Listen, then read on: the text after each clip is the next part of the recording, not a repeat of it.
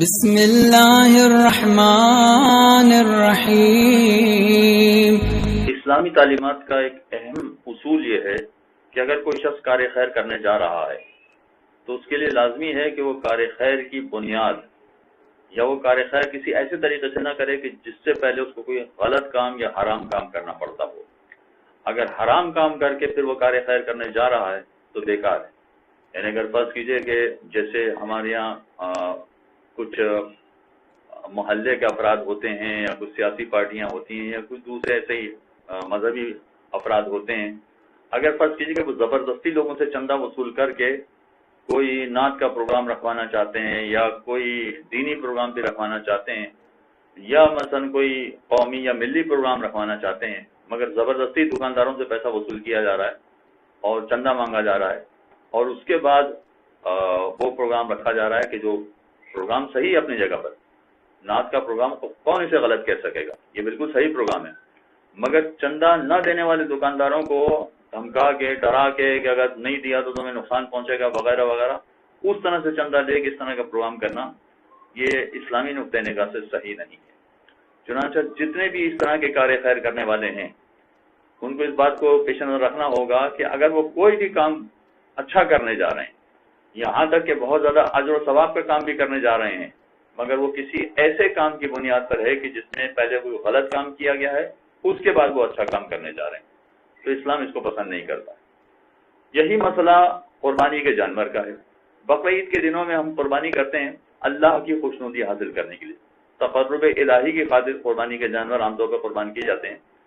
ہمارے یہاں قربانی کرنا واجب نہیں ہے، یہ ایک مستحب عمل ہے، بلکہ تاکید کے ساتھ سنت عمل ہے اور اس کی تاکید بہت زیادہ ہے اپنے جگہ پر، لیکن اس کے باوجود واجب نہیں ہے۔ واجب نہیں ہے کا مطلب یہ ہوا کہ اگر کوئی شخص قربانی نہیں کرتا ہے تو گناہگار نہیں ہوگا، لیکن اگر وہ قربانی کرتا ہے تو اس کے لیے اجر ہے، بڑا ثواب ہے،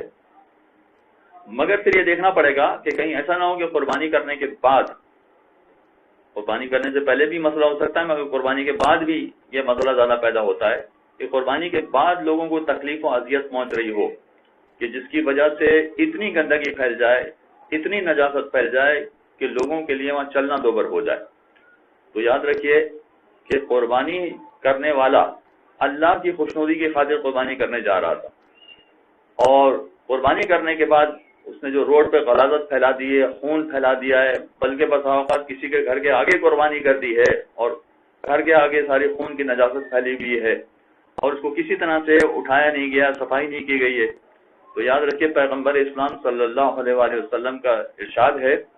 کہ جو شخص بھی گندگی اور غلاظت پھیلانے والا ہے یہ جنت میں داخل نہیں ہو سکتا۔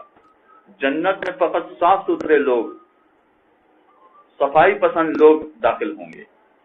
گندے افراد جنت میں داخل نہیں ہوں گے۔ ہم نے قربانی کی تھی تاکہ ہم جنت میں داخل ہوں،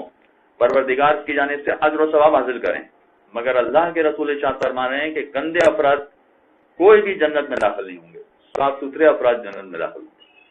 اور امام جعفر صادق علیہ السلام کا تو باقاعدہ یہ ارشاد ہے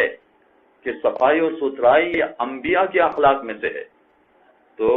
اگر ہم کار خیر کرنے جا رہے ہیں، قربانی ایک بہت اچھا عمل ہے، مگر ان باتوں کو پیش نظر رکھنا پڑے گا کہ اس کی وجہ سے غلاظت اور گندگی اس قدر زیادہ نہ پھیل جائے کہ محلے والوں کے لیے اذیت پیدا ہو جائے۔ اور ویسے بھی اسلام میں صفائی کا انتہائی زیادہ اہتمام برتا گیا ہے، اس سے بڑھ کر اور کیا بات ہو سکتی ہے کہ اسلام میں یہ کہا گیا کہ صفائی نصف ایمان ہے، تو ہم نصف ایمان کو چھوڑ کر فقط ایک جانور کی قربانی کا ثواب حاصل کرنے کے لیے چلیں، ذرا اس کے بارے میں ہمیں سوچنا پڑے گا۔ اور سیوک سینس بھی یہ کہتا ہے کہ جب ہم ایک اچھا کام کرنے جا رہے ہیں تو اس طرح سے کریں کہ جس میں دوسروں کو کسی طرح کی تکلیف اور اذیت نہ پہنچنے پائے۔ صلی اللہ علیہ محمد